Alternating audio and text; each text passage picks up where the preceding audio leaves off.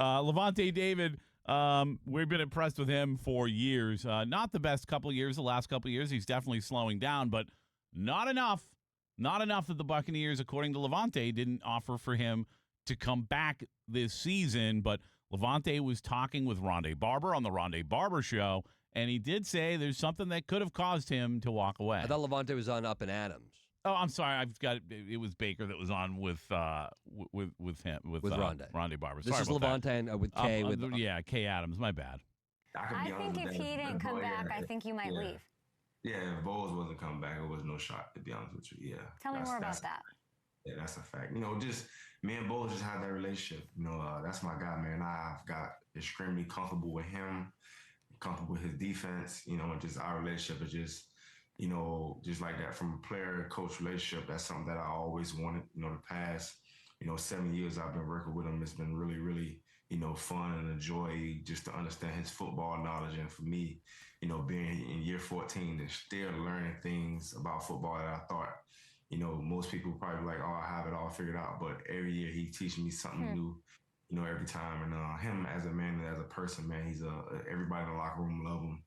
Obviously, the media and the fans give him a hard time because he's not, he don't have you don't see no character out of him. But, we see it all. So that's why we love him, man.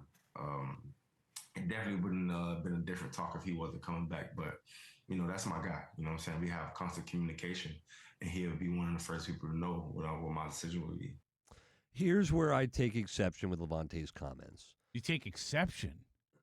I think Lavonte has the wrong idea of why fans don't like Todd Bowles. Now, is he correct in his perception that fans and media, including myself for a long time, did not love the personality of Todd Bowles because he's not fiery enough? Yes, it's true. But I think over the years, fans that have been paying attention have been quelled by what we've heard from the locker room for years of, wait, that's what you're seeing. We're seeing a different Bowles. I don't know that that's fair. I don't know just because you've gotten there that everybody has. Maybe not, but I think for the most part, even if fans don't like his personality because he's not fiery enough or this, that, and the other thing, I think though even those fans, with that being said, them having that feeling still, I think it's his coaching and poor coaching as far as they're concerned, and a lot of people are concerned, performance, that has got them feeling the way they do about Todd Bowles coaching this team, and a lot of them don't want him to. So I think Lavonte has that, a misconception here of what fans and media, but more importantly, the fans are feeling towards Todd. They're always hearing different things in the locker room because I don't think there's a lot of guys that are listening closely. Like, I don't think a lot of Buccaneers players, maybe I'm wrong, right? Because I know it's on in the equipment room. I know those guys are listening. Maybe there are more people listening than I think. I don't think a lot of players are really listening to us. So I don't think they get the full message necessarily of what's being discussed in the locker room. Certainly by Rachaad White's comments, I don't think that's the case, right? But here's why I think you're right, Aaron. Here's where I think you're right. How is Tony Dungy looked at by most Buccaneer fans that you speak to? Fantastic. He's revered. Yeah. Right? He's not a fiery guy. He's not fire and brimstone. He's not Bruce Arians. He's not Bill Parcells.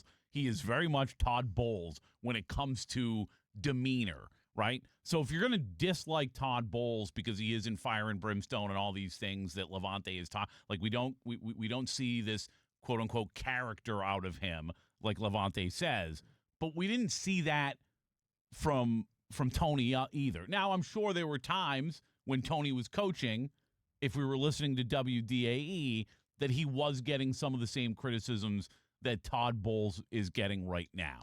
But I still think he was probably always more revered than Todd Bowles, even though he's got a very similar demeanor. Todd seems actually at times more fiery than we saw from Tony. But the thing about the interesting thought here, Pat, is Tony got close, but Tony never got the Bucs over the hump.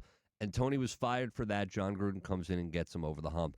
And like you said, many years later, decades later, Tony is revered here. Now, Tony also went on to win his Super Bowl. He went on to do what he did in Indianapolis. But I don't think that makes him more revered here. So good. We can take that out of the equation. Even better. Let's say Todd Bowles got close, won a bunch of divisions. Let's say he had gotten fired this offseason.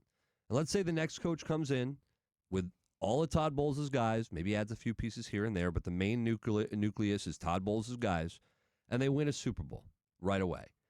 I know where you're going. In 20 years, do we revere Todd Bowles? No. No. No. And the reason why is, for me, the Bucs hadn't won up until that point. Up into Tony Dungy. Yep. Tony Dungy helped turn the organization around from perennial losers to an embarrassment to winners and an upward trajectory, which they went on to win. Changed the complete organization. That history has already been told. The winning has already happened. Tom Brady left this place. Expectations are different. Correct. Yeah. No, you're 100% right. And I do think that's exactly why.